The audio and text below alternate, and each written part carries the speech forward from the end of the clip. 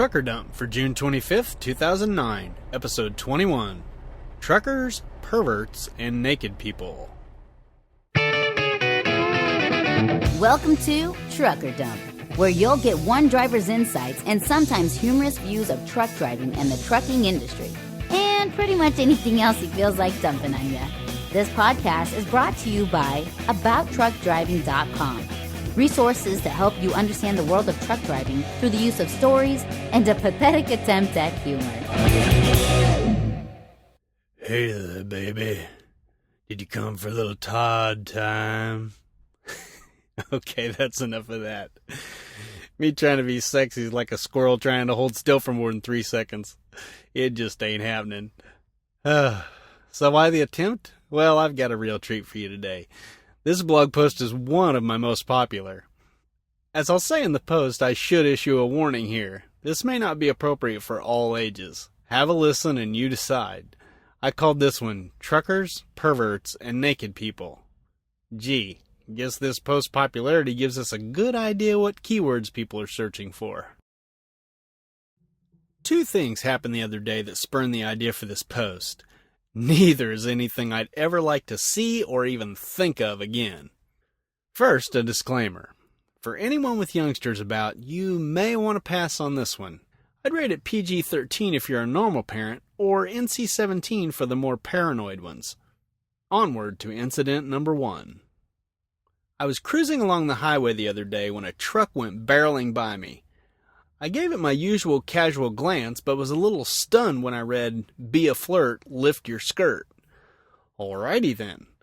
Don't get me wrong, it wasn't because I had never seen anything like it. I see the ever-present "show your hooters" and "flash me" at least once a week, but it's usually written in the dirt on the back of the trailer or something. I've never seen that type of saying as an actual part of the paint job. As I said, this guy must have been a real perv. I once had a fellow driver tell me that I had "show me your hooters" written within the grime on the back of my trailer. As soon as I found out, I hit the nearest exit ramp and got rid of it. Still, someone had to have written it on there in the first place. That can only mean that there are guys out here who enjoy advertising their perversion. But in my experience, you don't really have to ask for that sort of thing. It just pops up every now and then. Case in point, incident number 2, the naked lady I saw. The Evil Overlord and I had just grabbed a trailer from a little rundown importer in El Paso, Texas. Since we had both just taken our showers, she was still awake and sitting in the passenger seat. As we left the shipper, we both glanced to our right into a dilapidated trailer park. It was one of those places where you can't really tell if anyone lives there or not. It looked too trashed and boarded up for anyone to live there, but at the same time it had the feeling that someone just might. Unfortunately, the latter was true. A pudgy woman who must have been in her late 50s was standing outside her trailer, buck naked, at 5 o'clock in the afternoon. For some reason I got the impression that she was grilling, but as luck would have it, my view was somewhat obstructed by the Evil Overlord and our passenger side door. Thank the Lord on high.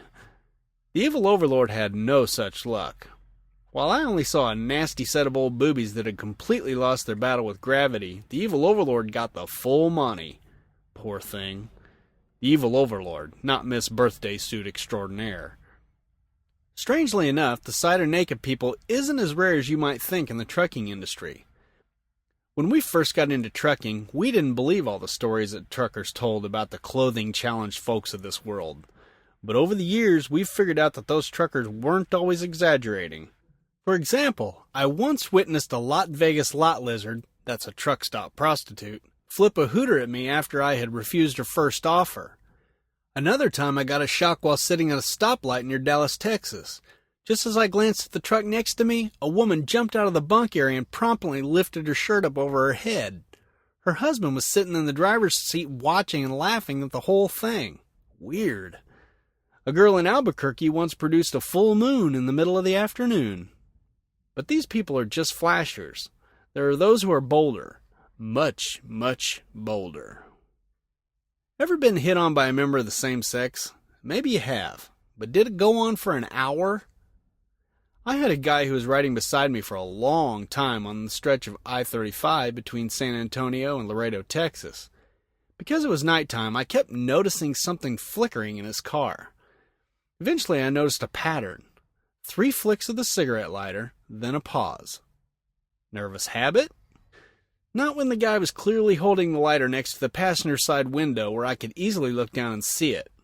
That may be some kind of gay Morse code for all I know.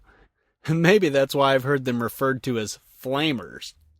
Anyway, it was clear what he wanted because he eventually resorted to explicit hand gestures. He also would get in front of me and then take an exit ramp. When I didn't follow, he'd get back on the highway, pull up alongside again, and start the whole process over. He finally gave up after 60 miles or so. Now that guy was a perv. But once again, the evil overlord outshines me. She was traveling in late evening rush hour on I-25 northbound out of Denver, Colorado, when she too noticed a car riding beside her for an unusual amount of time. When she finally looked down, she got the shock of a lifetime. The guy had his pants and suit jacket neatly folded over the passenger side seat, and he was in the process of... how should I say this? He was in the process of beating away the memory of a long day at work. Or perhaps he was just taking a load off.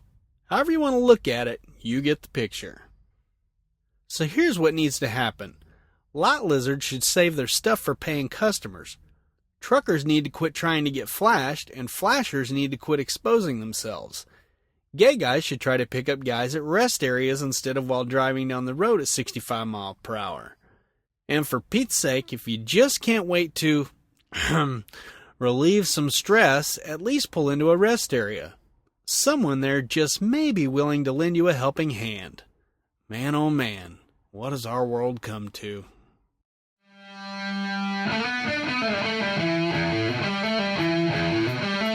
Okay, if you don't have a comment after that, you're dead. So come on and give us your stories. You know you got them. Head on over to abouttruckdriving.com and type perverts into the search bar. Oh, come on, you knew that was coming. You can leave your comment there for all to see, or shoot me an email at truckerdump@gmail.com.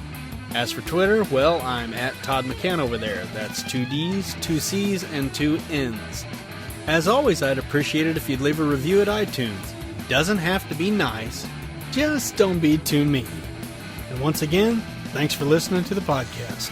So until next time, drive safe and stay out of my way. And don't do perverted things while you're driving.